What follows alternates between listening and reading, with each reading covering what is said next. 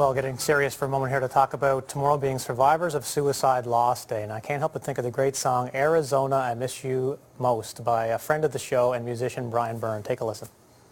Photographs, what we'll do, Arizona. Now that's a video that was made to break down the stigma of talking about suicide and those left behind by it, and features real people, even some from Nova Scotia. People our next guest says just aren't getting the support they need right now. Dr. Simon Sherry is in studio this morning to put some of these numbers into perspective and what he would like to see the province do about this from the Department of Health and Wellness. So we welcome in clinical psychologist, professor at Dalhousie. Welcome back to the show, Dr. Simon Sherry. How are you? Fine, thank you. I appreciate you having me on this Yeah, morning. thanks for coming on. I always get uncomfortable talking about this topic, but I heard this week that when you're uncomfortable, that means you're learning. So what can you teach me about this issue of survivors of suicide loss, Simon? I think it's important to realize that the aftermath of suicide is very large. And when someone dies by suicide, those left behind are often profoundly affected. They're left to deal with feelings of rejection or abandonment, potentially feelings of guilt, shame, or stigma. And oftentimes, people are very vulnerable in the wake of a loss through suicide. Very vulnerable up to and including having suicidal thoughts or actions themselves. In fact, if you look at evidence, when you've lost a loved one, be it a friend, family member, or someone else, through suicide, you yourself are anywhere between 2 and 40 times more likely to attempt or to die by suicide. Wow. So there needs to be some kind of intervention post-event for people out there. There needs to be a concrete plan in our province to help those who have lost a loved one or a family member through suicide. You've got a lot of stats and figures in the release I got yesterday. The one that stood out to me is how many people are directly or intimately affected by one suicide, and it's 20. That's right, and I think the key words are the ones you just said, directly and intimately affected. When suicide happens, there are a large number of people who are exposed. There are a smaller number of people who are affected.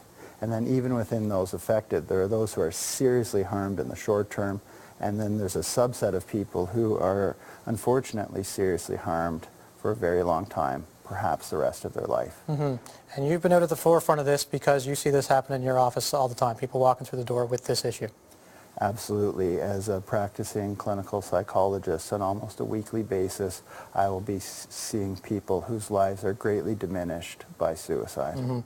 Now, you had mentioned that you're calling for an update to the suicide prevention strategy from the province, and they haven't said much, even going back to September when you called for more action, but nothing's been said.